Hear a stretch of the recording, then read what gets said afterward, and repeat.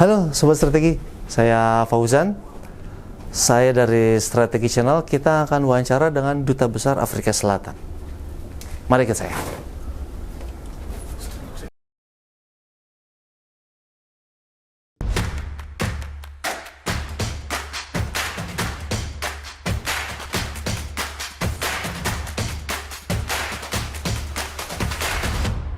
Mr. Ambassador, thank you very much for your time. It's our second interview, eh? Yes, thank How are you. you Thank today? you. Thank you for having me. I'm great. Yes. How are you? I'm okay. Okay. I'm okay. Under the heat of Yeah, Jakarta. sure. I think it's a special moment because 27 April, it's Freedom Day in South Africa. Can you tell us about that day? Yes, our Freedom Day, it's an important calendar day for the year in South Africa. It marks the day in which South Africans, for the first time, they could vote for a government of their choice. That meant breaking with the past of oppression, segregation. It's a day to South Africans that marks South Africans regaining their dignity, their right to vote. And that is a very important day that is celebrated every year by South Africans. It's a national day. It's a national day, yes. Yes. So how people in South Africa make a peace with their past? We know that past like very dark. Yes, we make peace with our past by developing our present situation, correcting all the wrongs of the past, and put voting into governments that will continue to develop the quality of life for people and correct the wrongs of the past. That's how we make peace with our past. Okay. So now we talk about diplomatic relation between South Africa and Indonesia. It were formalized in 1994. How about your view about diplomatic in the country? Yes, this year we're marking 30 years of diplomatic relations with Indonesia. It's an important milestone in our relations. Since 94, our relations have continued to grow, both at the political level and the economic level. We have also have trade relations. Our trade is significant in terms of our two economies and continues to grow. So it is 30 years worth celebrating. Yes. How do you view the development of diplomatic relations between Indonesia and South Africa over the past few years?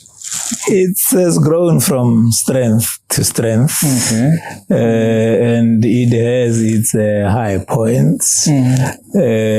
We note that our two foreign ministers meet regularly in the sidelines of different UN multilateral fora, and one of the highlights was when President Widodo visited South Africa during the BRICS summit last year.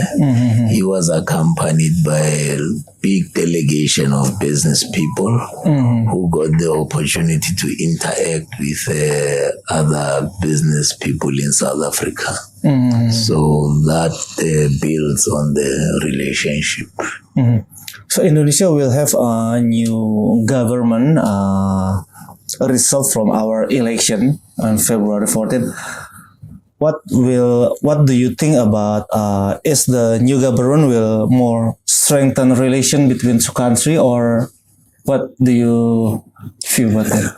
Well, let me first say that, our president has congratulated the president-elect and has congratulated the incoming new parliament. And it is the hope of South Africa that the relations will continue from where they are and even to a stronger point. It is worth mentioning that the president-elect, in his position as the Minister of Defense, had indicated officially his wish to visit South Africa and strengthen relations in terms of defense industry. So you will be optimistic in new government Indonesia after October. Our president will be more make strengthen relation in two countries. That is our hope and belief. Yes. From what we gather from the president-elect, he is committed to continue on the path of the current regime, and that path is part of building, strengthening relations with Africa and South Africa. Okay. What do you consider to be the potential of cooperation between the two countries? Well, it's I think the visit of Minister Luhut to South Africa last year to meet our Minister of Economy, Minister Patel, a visit which resulted in a requisition from Indonesia to South Africa on a supply of soybean to the tune of 300,000 tons and supply of live cattle to the tune of 50,000. That was a mark of confidence in Indonesia in trading with South Africa. So you have high confidence about trade relation between two countries, yeah? Yes, I have. And because I see the potential, there is a potential to grow it even further. Our fruit basket to Indonesia, there's quite a room for improvement and growing it.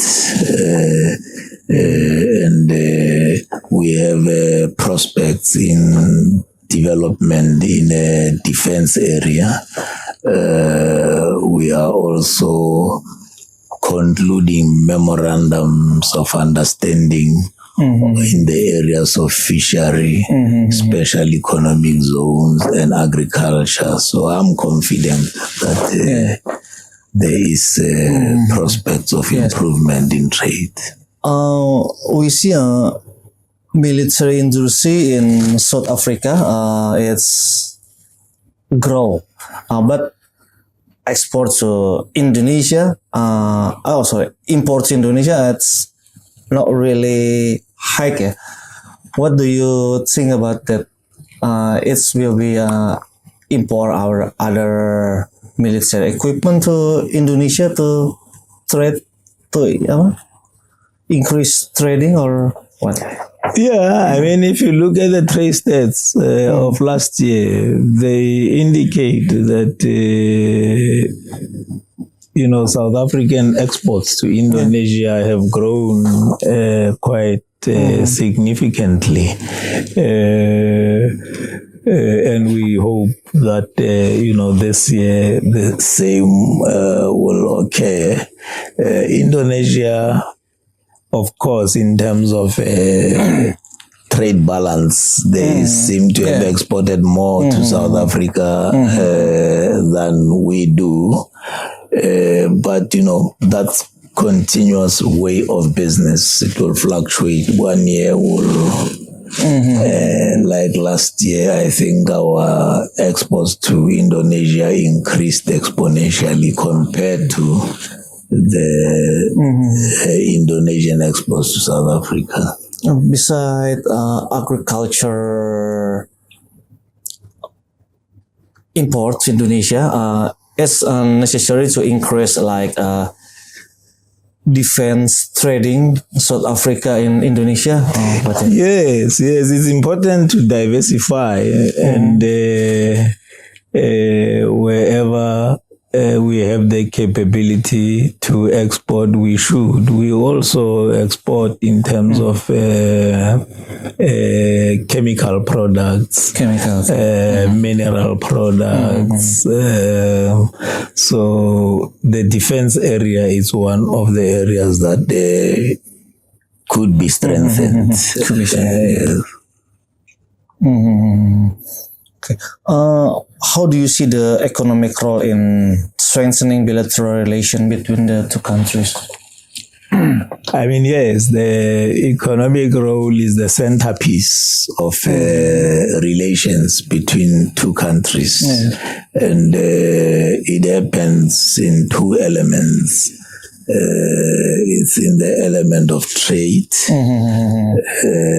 between the two countries. It's also in the element of tourism between the two countries. So, growing the element of economy in relations strengthens the political relationship. Where political relationships are stronger, the economic element also tends to take an upswing. Okay. What concentrate programs can be implemented to enhance cultural and educational exchange between two countries? There's quite a bit that can be done in that area. Like student and cultural exchange programs between the two countries, exchange between the think tanks of the two countries. I see in Indonesia there are quite active think tanks. South Africa equally has a very active think tanks. So, interaction at the level of academia, civil society, I think it's what our relations, the area of our relations where we should strengthen more. So what is your response to the potential for cooperation in the field of technology and innovation between the two countries? Because it feels very crucial in this. It is, especially for developing countries. We should, be keen in sharing knowledge between ourselves. Should be keen in also helping to close the knowledge gap between ourselves and the developed countries. And it is a crucial element of relations in terms of South-South relationships. So technology, driving technology with the speed at which AI technologies it's getting into use. We should be interested in closing that knowledge gap, not to be left behind. Is there any challenge for the potential cooperation between South Africa and Indonesia? Do you see any challenge to? Yes, challenges sometimes your objective situation. We far apart. in terms of distance and the environment that the two people of the two countries can freely engage only opened 30 years ago, as opposed to the other countries that have engaged with Indonesia hundreds and hundreds of years ago. So that is an objective obstacle that will be overcome by time as we relate more, as Indonesians and South Africans continue to know each other. And of course, other subjective elements would be, governments are creatures of bureaucracy. Now, to enter into agreements and MOUs take particular process and, take longer than maybe they should. Those would be your technical delays. Having said that, I think in the overall, in our relations between the two countries, through the different structural relations, like foreign office committee between the two countries, we're able to meet and, process issues and take the relation forward. So what's your hopes for the future of diplomatic relation between Indonesia and South Africa? Very optimistic, with Indonesia and South Africa having a common history and a common desire to improve from that history. I think we have reason to relate better and more, and practically at this juncture, our relations are cordial. At the multilateral platforms, we find one another, we seem to agree on the most topical but disastrous happenings of Gaza. We are at one with Indonesia that the war must stop. What is happening there is genocide. And that the perpetrators should be brought to book. Yes, I just want to ask you about that. South Africa, direct Africa to ICG. Actually, how did this happen? Is the relation with history of South Africa and then make Freedom Day? So what actually happened? What actually made South Africa to go to the ICJ? Yeah. Well, it's I think it's a natural reaction. South Africans have gone through many years of hardship and oppression. And in the process of their struggle, they were joined by the people of the world. Alone, we will not have made it. So we know that it's a lesson we have learned. And, anyone in any part of the world who is as oppressed and, visited by such violence, like the Palestinian people, would naturally invoke in South Africans a feeling that reminds them of the past and their commitment that they will fight that kind of thing wherever it is in the world. So it came natural for us to protest and call on the world to stop what is happening in Gaza. Because South Africa become a pioneer in Palestine issue, and many countries follow that what South Africa do, like ICG. I think people in Indonesia is very concerned about that, and we also surprised not Arab on even our country to be the first direct Israel to ICG, but one of the far country in Africa, South Africa, do that thing. I think it's a great move.